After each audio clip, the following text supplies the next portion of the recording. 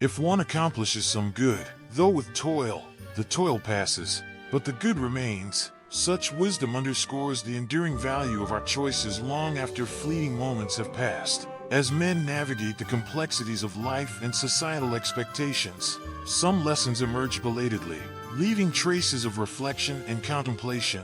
Drawing from Stoicism, we will explore 7 essential lessons that many men often recognize too late. These insights, when grasped timely, can turn challenges into victories and regrets into pillars of growth.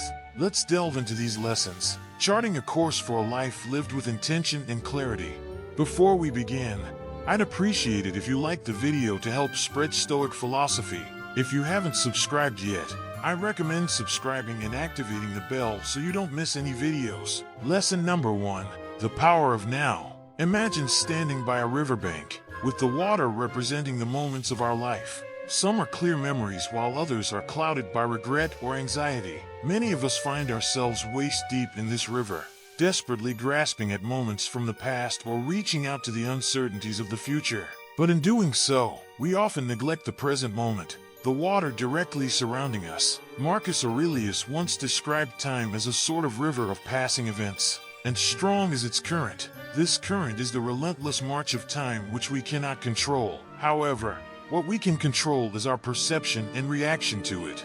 Imagine a musician on stage. If he is preoccupied with a misstep from moments ago or anxious about a difficult section up ahead, he may falter in the present. His best performances come when he is entirely in the moment, feeling every note and vibration of the instrument. Like this musician, our best experiences in life arise when we are fully present, immersed in the current moment. Think about a recent meal you truly savored. By focusing solely on the taste, texture, and aroma, rather than being lost in distractions or thoughts, you experience the true essence of that moment. Or consider conversations with loved ones. When you are genuinely present, listening intently and valuing the shared time, relationships deepen and become more meaningful.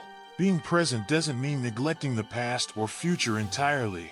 While Heraclitus predated Stoicism, his insights deeply influenced its tenets, reflecting on the transient nature of life. He observed, "This emphasizes the changing nature of life. Each moment is unique, and once it passes, it's never truly revisited in the same way." By valuing the present, we not only enhance our current experiences, but also create richer memories for the future. So, as we navigate the river of life, it's worth asking, do we want to be perpetually chasing or anticipating moments? Or do we want to fully experience the richness of the present? The choice is ours. Embrace the power of now. Lesson number 2. External validation is fleeting. In our interconnected world, it's become all too common to measure our worth by the yardstick of others' opinions. We strive for those digital thumbs-ups and await recognition at our workplaces, or sometimes seek constant reassurance in our personal relationships. But this pursuit can be likened to chasing a mirage. As we draw near, it recedes, leaving us perpetually yearning. Epictetus, a revered Stoic thinker, once emphasized, interpreting this, we discern that when we anchor our happiness and self-worth to external validations, we hand over our peace of mind to the whims and fancies of the world, a world that's ever-changing and often unpredictable. Consider the realm of social media influencers. Their stature, in many ways, is governed by the flux of followers, likes, and comments. But digital landscapes are notoriously fickle. Today's trending hashtag might be tomorrow's old news. If one predicates their self-value on these transient metrics, it becomes a shaky foundation, leading to emotional turbulence and perpetual dissatisfaction. Stoicism offers a different perspective. It urges us to turn our gaze inward, to find validation from our own principles and virtues. By rooting our sense of self in enduring values like wisdom, integrity, and compassion, we lay a foundation that's resilient to the ever-shifting sands of public opinion. So, as we journey through life, let's ask ourselves, do we want our worth to be a reflection of external, often arbitrary metrics? Or do we seek a deeper, internal acknowledgement, one that stands firm amidst the ebbs and flows of societal validation? Embracing the latter can be the key to genuine contentment and self-assuredness. Lesson number 3. Possessions don't define worth. We live in an era marked by opulence and consumerism, gleaming skyscrapers, luxury cars zipping by, the dazzle of designer labels. These often become symbols of success and indicators of personal value. But delving into Stoic philosophy offers a starkly different perspective, one that emphasizes the tangibility of true worth. Marcus Aurelius insightfully remarked, "Very little is needed to make a happy life. It is all within yourself, in your way of thinking." Such wisdom underscores that material abundance, while comforting, may not necessarily correlate with inner fulfillment. Consider a parable of two artists. One was renowned, with his artwork selling for astronomical sums, allowing him a life of luxury. Yet he constantly sought external validation, his contentment always tethered to the next sale. The other artist, less commercially successful, found profound joy in the process of creation, cherishing each brushstroke and the emotions conveyed. His wealth was not in coin, but in contentment, not in acclaim, but in self-awareness. Stoicism gently nudges us to realize that material possessions are but temporary fixtures in our lives. They can be lost, stolen, or rendered obsolete. But virtues like wisdom, integrity, and compassion, these are treasures that neither rust nor decay, illuminating our lives from within.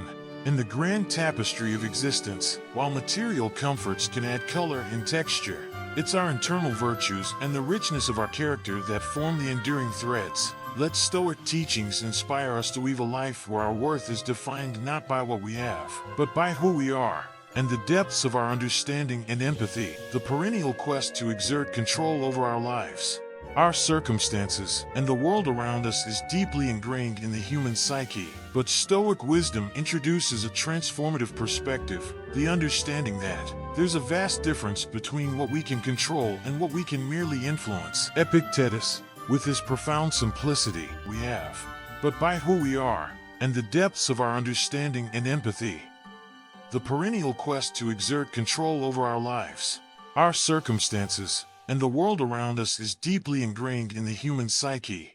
But Stoic wisdom introduces a transformative perspective, the understanding that there's a vast difference between what we can control and what we can merely influence.